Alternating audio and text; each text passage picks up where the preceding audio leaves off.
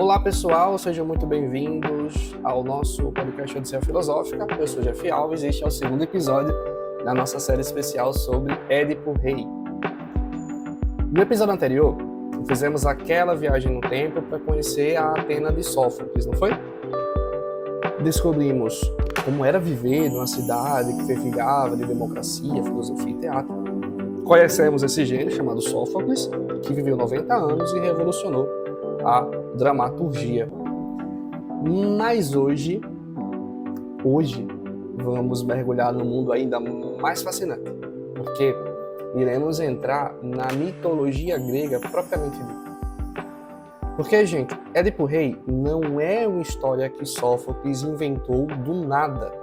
É uma história que já existia, que já assombrava o imaginário grego há gerações. E que ele dá o colorido dele, que é o que a gente irá trabalhar aqui, a essa versão, a essa história. Vocês já pararam para pensar onde essa história se encaixa no grande quebra-cabeças da mitologia grega? Onde ela acontece na linha do tempo mítica, que outros heróis, que outros deuses estavam aí quando isso rolou? Pois é exatamente isso que iremos descobrir hoje e ainda vamos começar, de certo modo, a história em si, tá? A gente vai ver, no caso hoje, os antecedentes da história, a boa parte dos antecedentes da história, porque quando a história do Sófocles começa, Édipo Rei, já começa com a praga assolando a cidade de Tebas. Então, quem estava assistindo já sabia de todos os antecedentes. Tá? Aqui, nós iremos primeiro ver esses antecedentes para depois chegar na história do Sófocles em si. Tá? Embora durante a própria peça do Sófocles, ele vai dizendo o que foi que aconteceu, as coisas vão sendo reveladas e tudo mais, vão sendo reveladas aos personagens e tudo mais. Tá? Então, a gente vai descobrir como tudo começou, com um rei desesperado, um oráculo terrível e uma decisão que mudaria o destino de uma família inteira. Então, preparem-se, porque hoje vamos falar de profecias, bebês abandonados e segredos familiares que atravessaram gerações. Então, vamos lá. Pessoal, então, como a gente falou, antes de entrarmos na história do Édipo, a gente precisa situar vocês no tempo mítico grego. Porque os gregos não viam a mitologia como a gente vê hoje, como historinhas fantasiosas. Inclusive, é errado a gente ter essa visão de mito como historinha fantasiosa.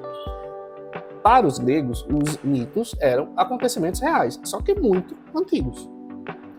É como se, para nós, a Segunda Guerra Mundial fosse uma história recente, a colonização do Brasil fosse uma história antiga e a mitologia grega fosse uma história entre a pré-história e a antiguidade, entendeu?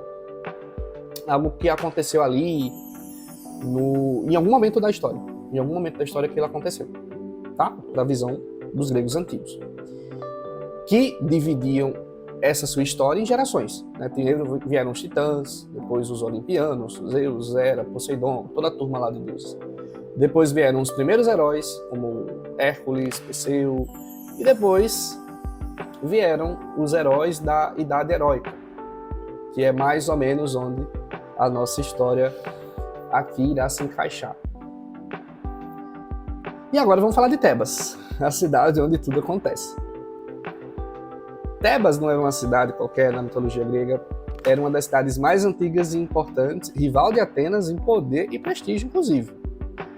Tebas foi fundada por Cadmo, um príncipe fenício que veio procurar a irmã Europa, que havia sido raptada por Zeus, transformado em touro, né? Aquelas aventuras assim que Zeus tinha, que se metamorfoseava em animal para sair procurando quem ele desejava para alguma aventura sexual, né? Bom, a gente já começa com uma confusão familiar, de todo modo. E os gregos adoravam essas histórias de famílias complicadas e Zeus, mais uma vez, pulando cerca, né? E bom, Édipo está ligado aos célebres Labidáceas, que reinaram ininterruptamente em Tebas até a morte de Laio.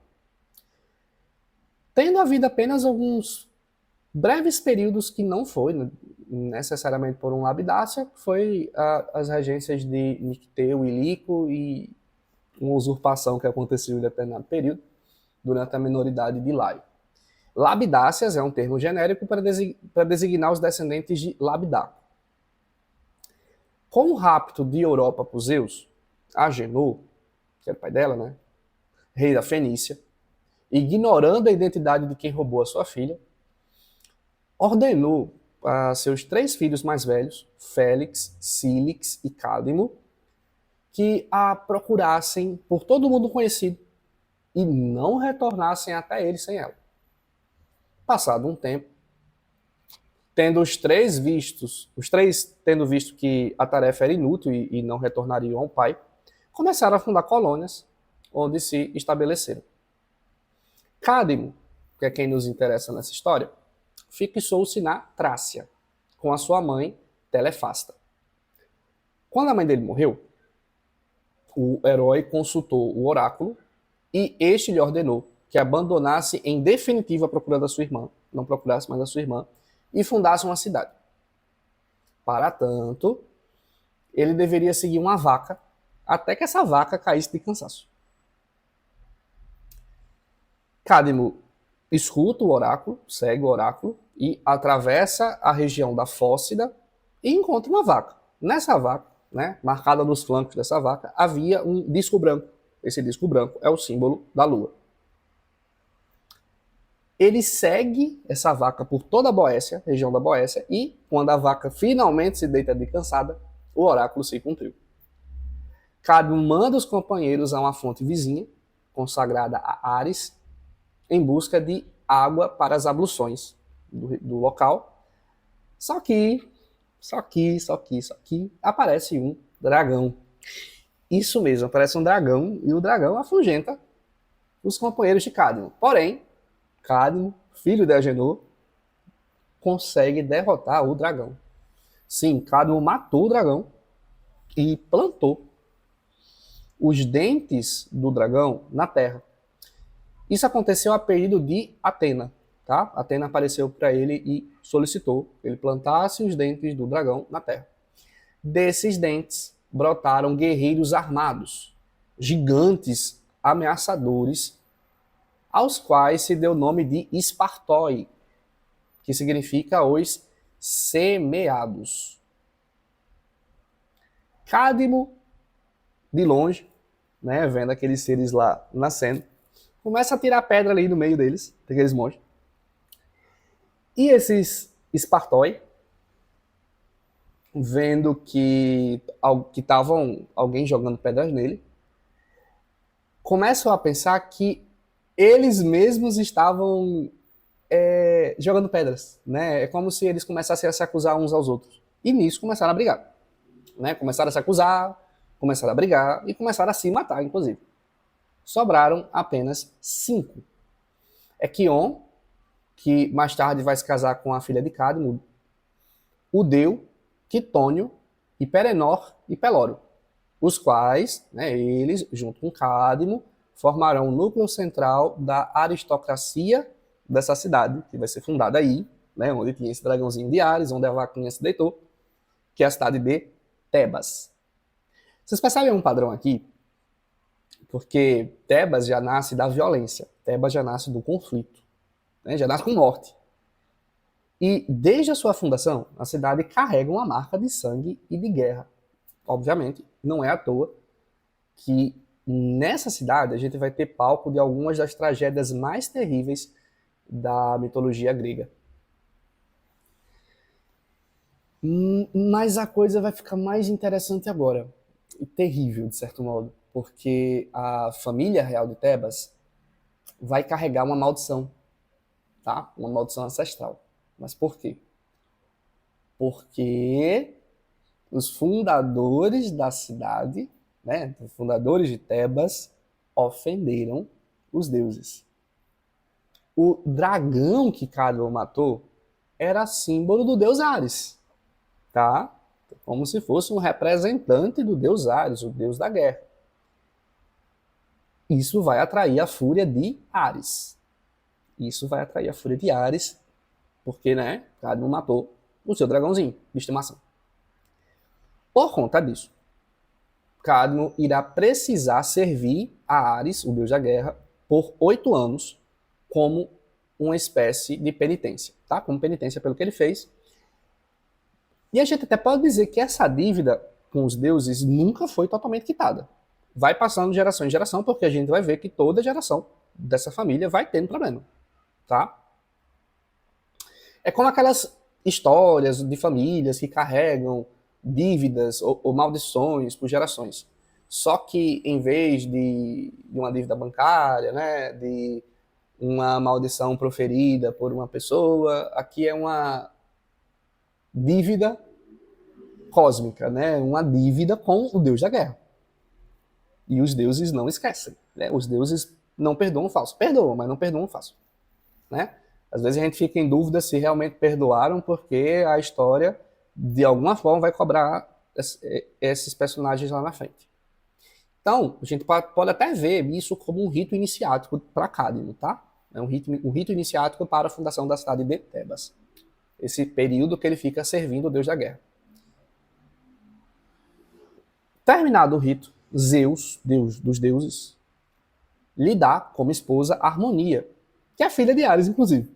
Tá? Que é filha de Ares, inclusive. E desse enlace, né, do casamento de Cadmo com Harmonia, né, eles irão ter filhos. Né? Eles irão ter filhos, que são Ino, Ágave, Semele e Polidoro. Já idosos, Cadmo e Harmonia vão abandonar Tebas em condições misteriosas. O trono deveria ser ocupado por Polidoro, só que a gente vai seguir aqui a tradição mais próxima de Sófocles, tá? Porque esse mito tem várias versões, tanto esse aqui, de certo modo, pré-Édipo, quanto o mito de Édipo em si tem várias versões, mas a gente vai ficar aqui na versão mais próxima do Sófocles, tá? Cadmo vai deixar o seu reino ao seu neto, Penteu, filho de Ágave e do Espartós, Équion. De qualquer forma, é do casamento de Polidoro e Antípose que vai nascer Labdaco, que vai ser o pai de Laio, e vai ser o avô de Édipo, tá? Estamos chegando lá. Labdaco é, por ascendência, um dos Espartói, certo? Ele é descendente daqueles gigantes, daqueles que nasceram lá dos dentinhos do dragão, que foram plantados na Terra. E com apenas 1 ano, quando o pai dele faleceu, né, ele não tinha como ocupar o trono, sendo esse trono ocupado por Nicteu. Nicteu se mata, e aí quem vai ocupar o trono vai ser Lico, que vai assumir o poder até a maioridade de Labdaco. O reinado de Labdaco, inclusive, vai ser marcado com a guerra contra o rei de Atenas, Pandion I, que vai guerrear junto com a ajuda, né, do rei da Trácia, Tereu, vai derrotar as tropas de Tebas, tá? E como recompensa, Tereu vai obter por esposa a filha do rei de Tebas, que é Próquilo. E como é que Labdaco morre, tá? Porque ele vai morrer prematuramente, quase que não saía aqui.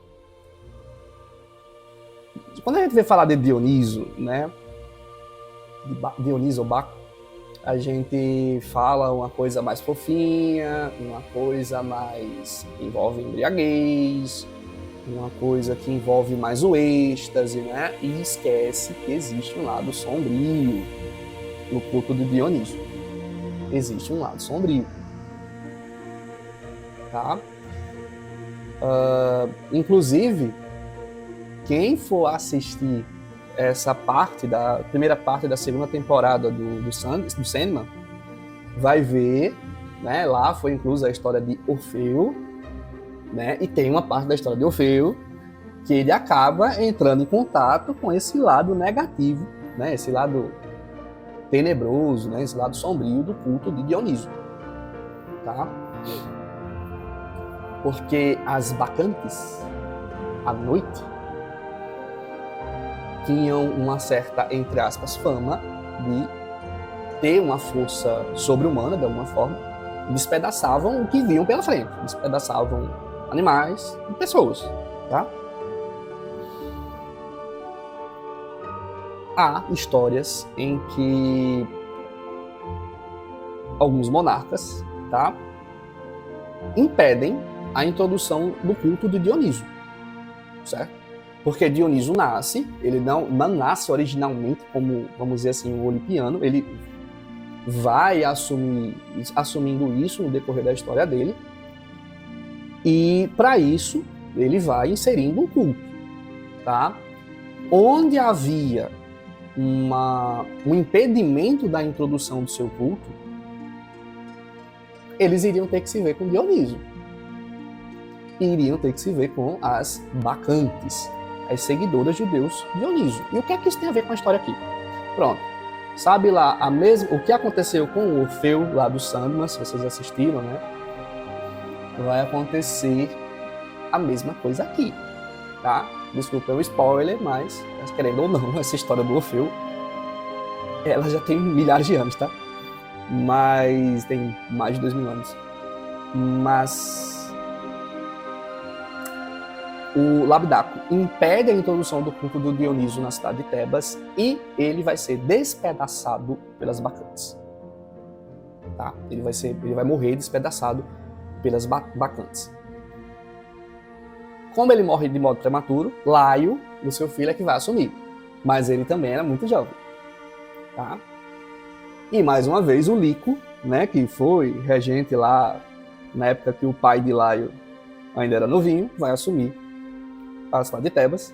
Só que, né, mais uma vez, uma tragédia vai acontecer. Porque o Lico vai ser assassinado por seus sobrinhos, Anfião e Zétor. E com a morte violenta do tio, né, Laio vai fugir de Tebas e vai procurar abrigo na corte de Pélops, que é o filho amaldiçoado de Tântalo. Eu estou evitando abrir muitos parênteses aqui, tá? Porque cada historinha dessa daria um episódio, de certo modo.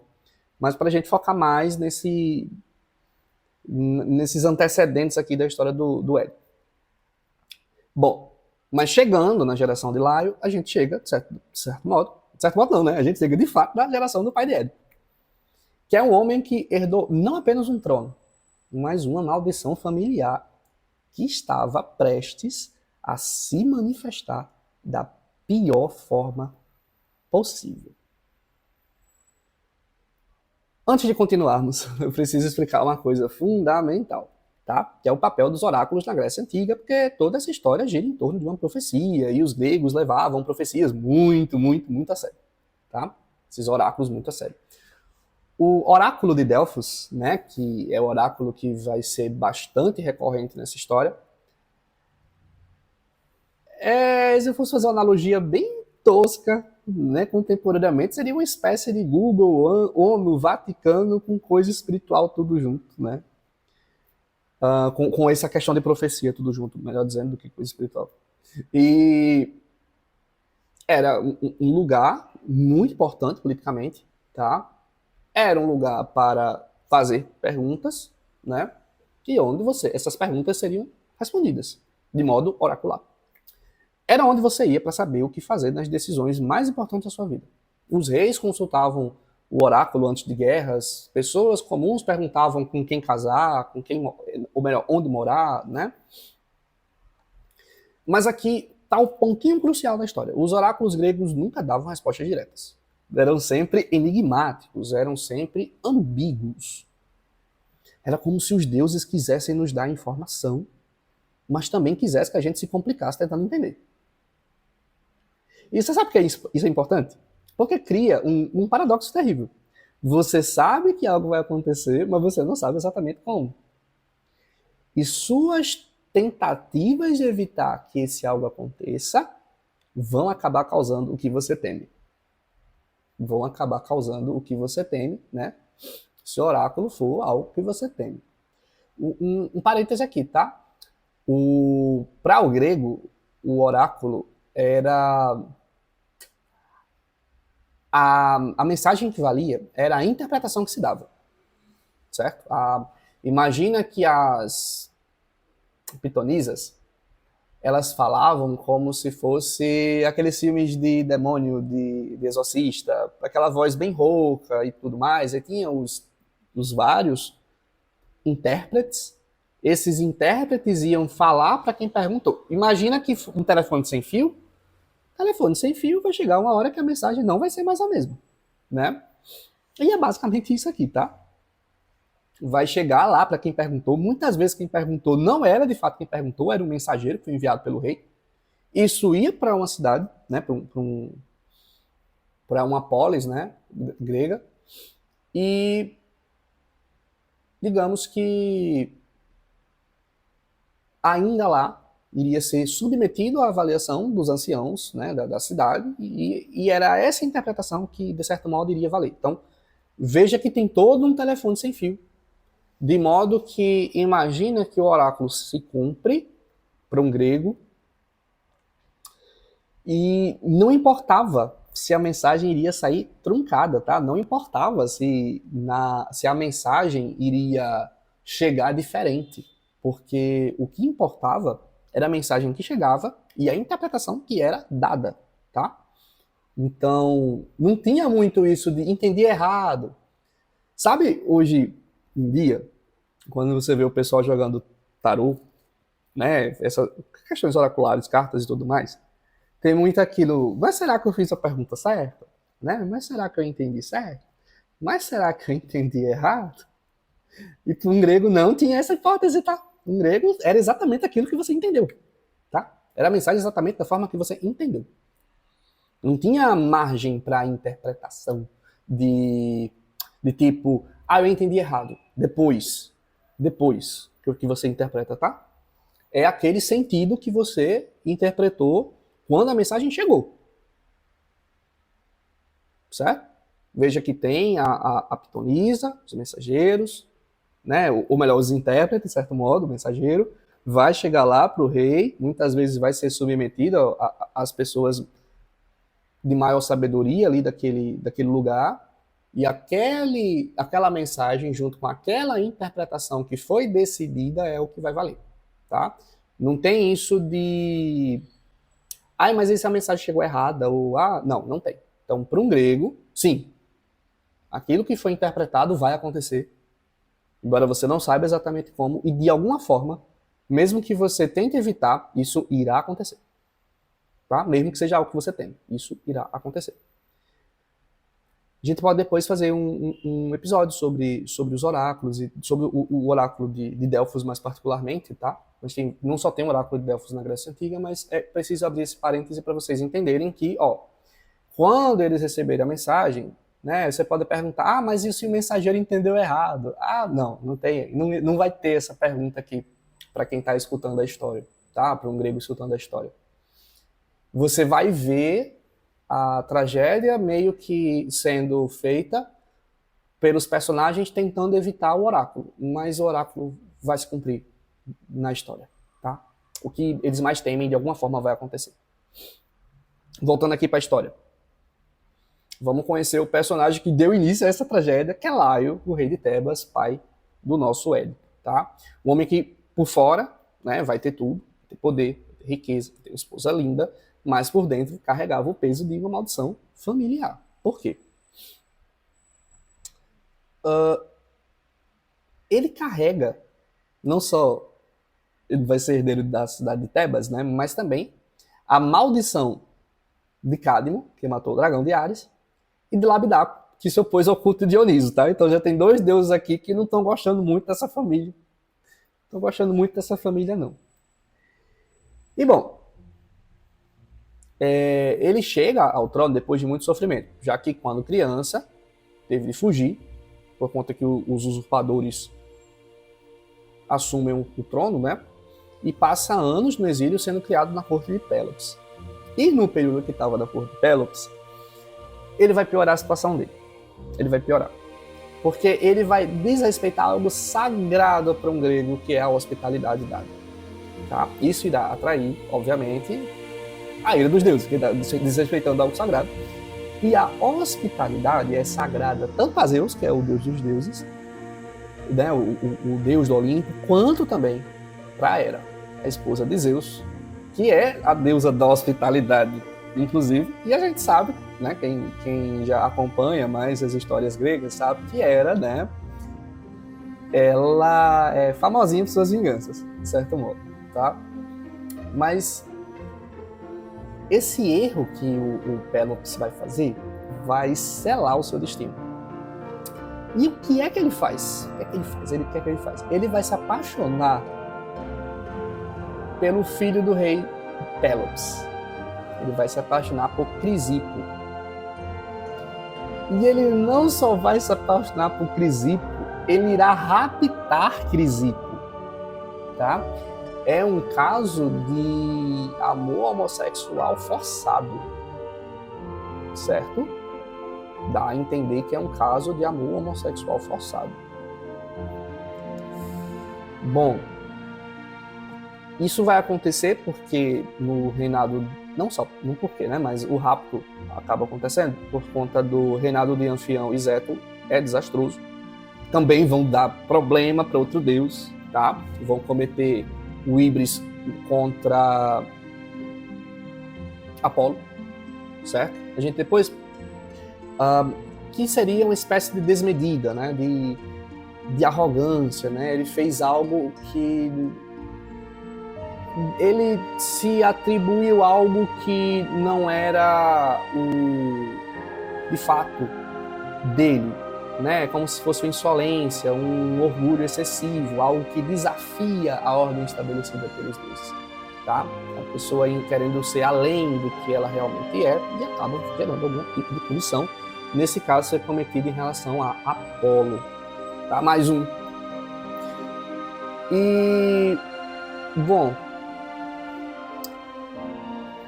Anfião termina seus dias nas mãos de Apolo, né, que vai liquidar ele junto a seus filhos por ter cometido o híbris contra ele, e Zeto morre de desgosto por também ter seu único filho liquidado por Apolo, por tabela.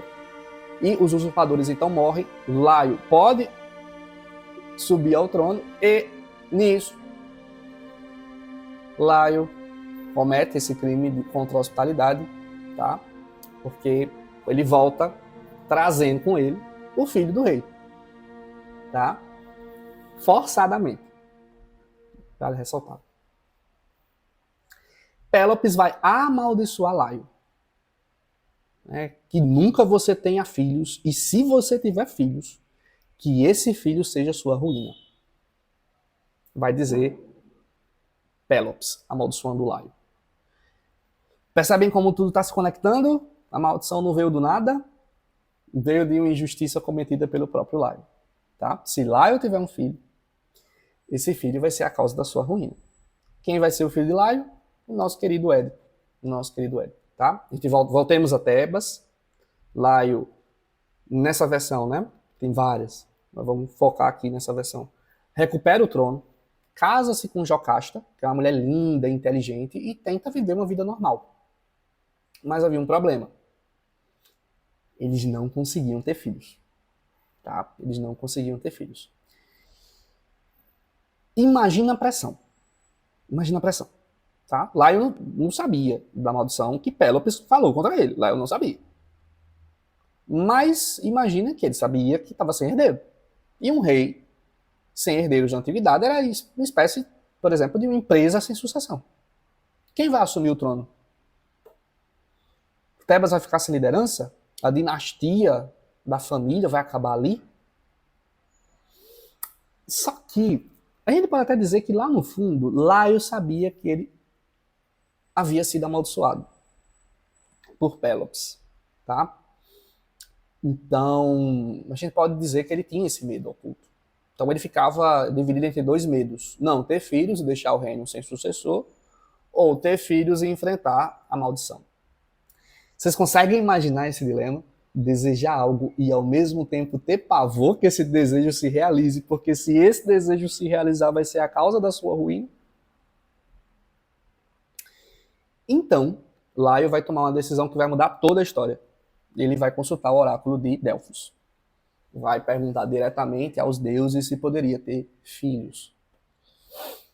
E a viagem de Delfos também não era uma viagem tão simples, tá? Porque ficava no alto da montanha, longe de tudo. Você tinha que subir trilhas perigosas, passar por rituais de purificação, esperar dias para ser atendido. Tinha dia que não era atendido, não tinha quem fizesse ser atendido. Então, Laio fez toda essa jornada carregando uma pergunta que amarra por dentro. Né? A gente pode pensar que ele estava carregando essa dúvida. Posso eu ter filho sem que essa maldição se cumpra? Então, quando ele consegue ser atendido, veio a resposta que mudaria tudo. O oráculo diz: Laio, filho de Labdaco, você pode ter filhos. Mas se tiver um filho homem, ele irá te matar e irá casar com sua esposa.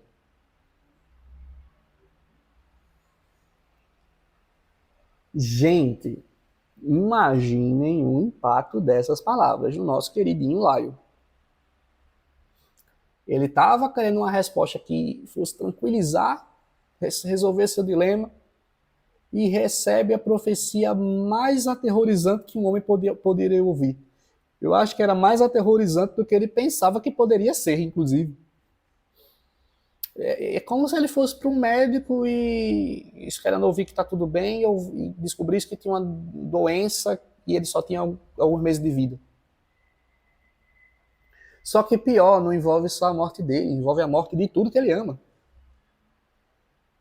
O filho vai matar ele, vai casar com a mãe, e obviamente isso não vai parar por aí. Obviamente isso não vai parar por aí. Se há derramamento de sangue contra os parentes, alguém irá vir cobrar. Alguém irá vir cobrar, tá? Isso vai ser cobrado de alguma forma. Bom, Laio voltou para Tebas transtornado.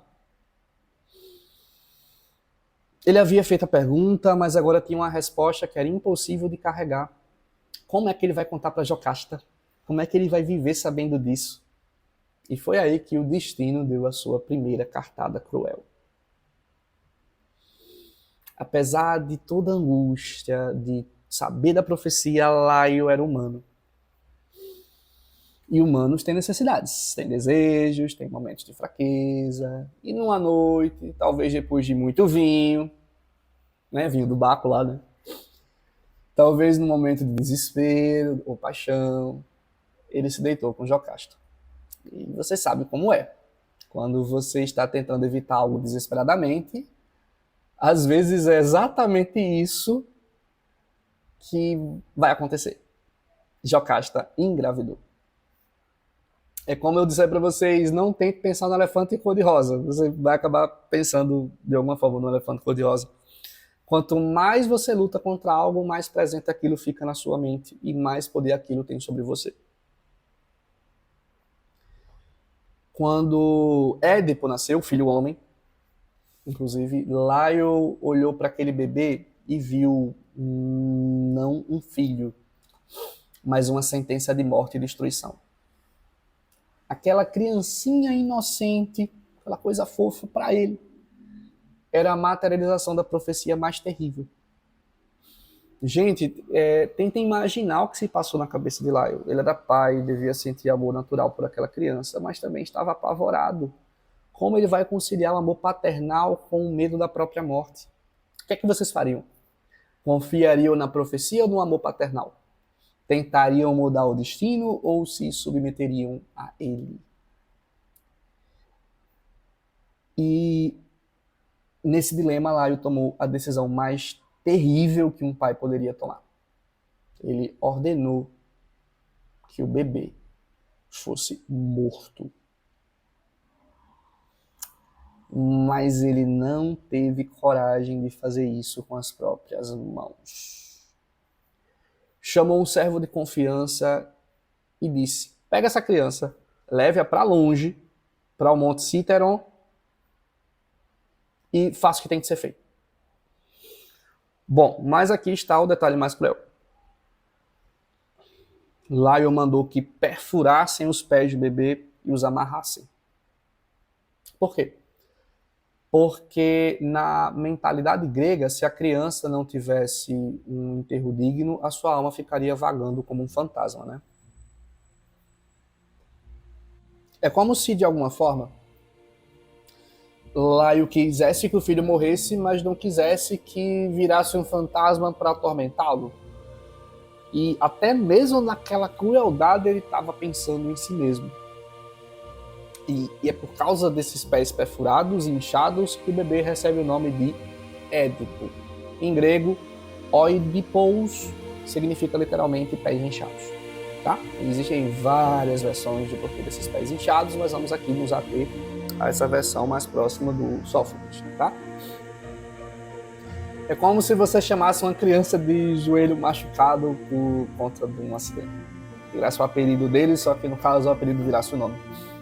E aquele nome carregaria para sempre a marca do trauma inicial, que ele não sabia. Tá? Ele não iria saber.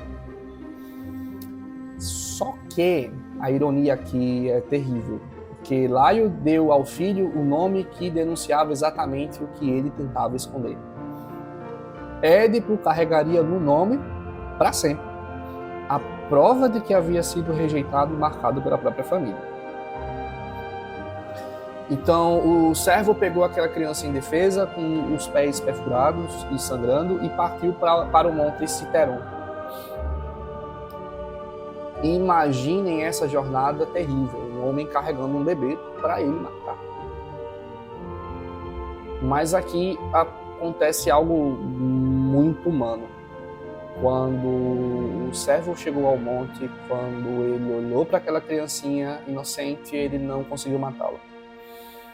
Havia algo no bebê, talvez um brilho no olhar, né, um sorriso gracioso, que a inocência absoluta da criança, né, que tocou o coração do homem. E não é interessante como isso acontece? Às vezes são as pessoas mais simples, mais invisíveis da sociedade que acabam sendo mais humanas que os poderosos. O servo fez então o que muitos fazem quando não tem coragem para um ato definitivo. Ele faz um meio termo. Ele não matou ele, mas também não levou ele de volta. Ele abandonou o bebê no monte, pendurando ele numa árvore. E como jogar uma moeda pro ar e deixar o destino decidir. Se os deuses quiserem que essa criança viva, alguém vai encontrá-la. Se não, a natureza se encarregará. Um parêntese aqui. Se você mata o sangue da própria família, você irá atrair as fúrias. Tá? Existem entidades da mitologia grega que são responsáveis por vingar parentes que derramam o sangue da própria família. E quando você vai ver na mitologia que alguém não quer fazer isso, o que é que faz? Bota ali no topo de um monte para, se acontecer alguma coisa, não foi culpa minha, né?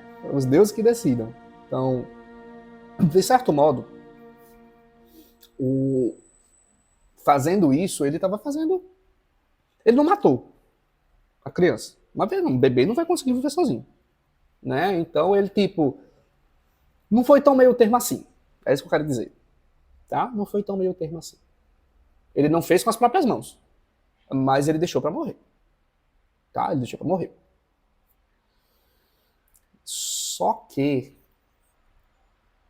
se os deuses quiserem, não morre. E é exatamente isso que acontece. O destino que Laio tentar evitar começa a trabalhar de forma ainda mais misteriosa. Vai entrar em cena um personagem que muda tudo. Um pastor coríntio que estava levando o seu rebanho pelas encostas do monte, onde estava lá o bebezinho Ed. E ele viu o bebezinho. O que é que vocês fariam? Vocês deixariam lá pensando, né, problema meu? Né, bem o Peter Parker lá do primeiro filme do Homem-Aranha, não é problema meu, né? Depois tudo acontece por conta de ele dizer que não é problema dele, né? Ou vocês vão sentir aquele impulso humano de proteger uma vida indefesa? O pastor não hesitou. Pega aquela criança, cuida dos ferimentos como ele podia e fica diante da decisão: o que é que eu vou fazer com o bebê abandonado? Ele podia ter levado o Édipo para qualquer lugar, podia ter tentado criá-lo como filho próprio, mas ele fez algo que mostra uma sabedoria incrível. Ele decide que uma criança assim merecia uma família de verdade, com condições de dar a essa criança uma vida digna.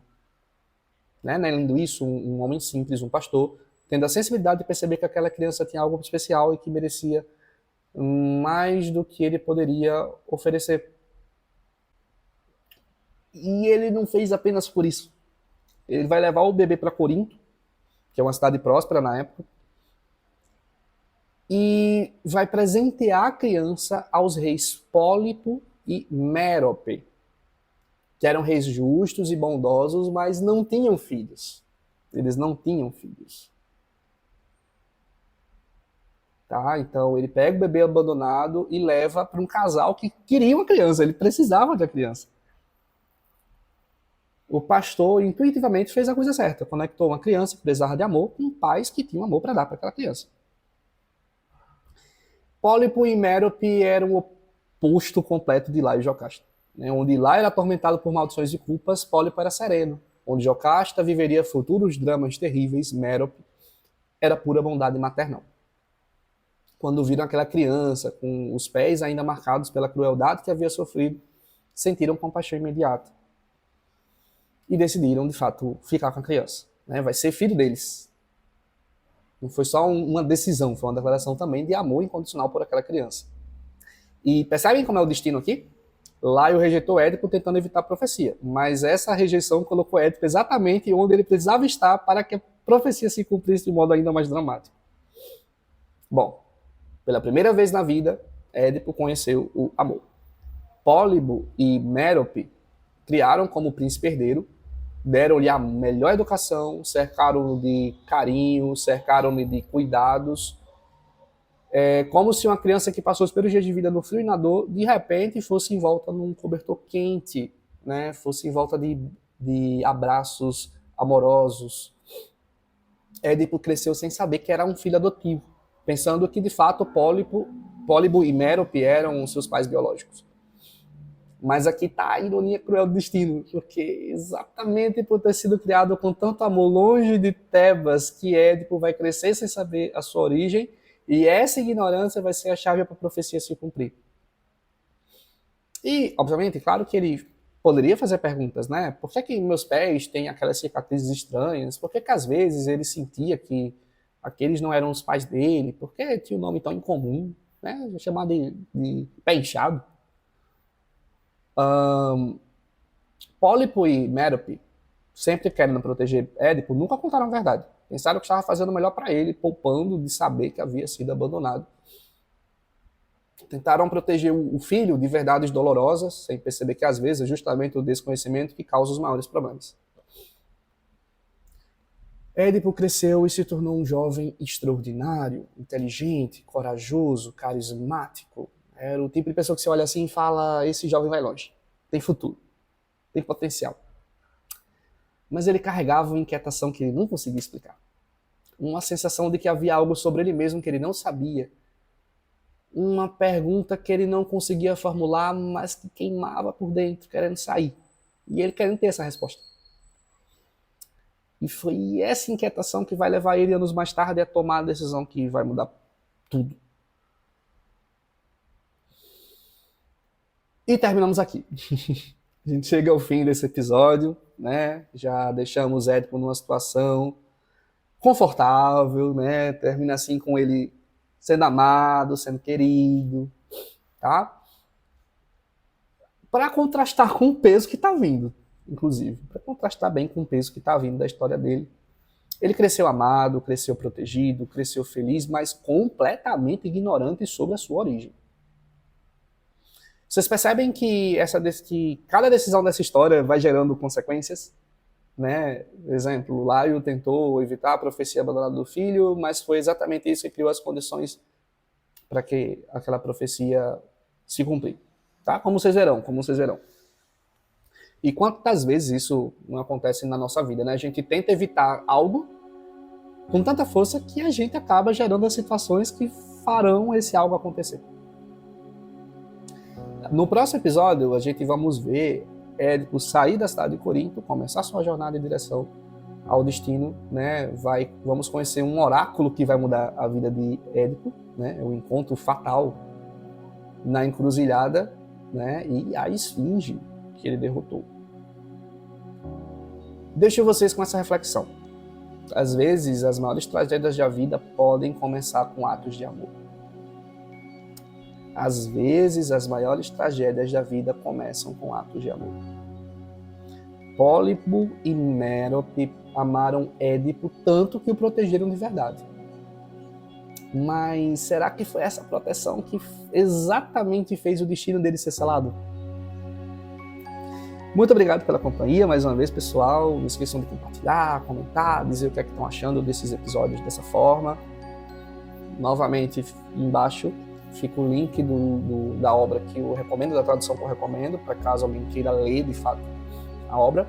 E prepare o coração, que a partir do próximo episódio, a tragédia realmente vai começar. Até a próxima semana. Que vocês tenham... Até o próximo episódio, na verdade.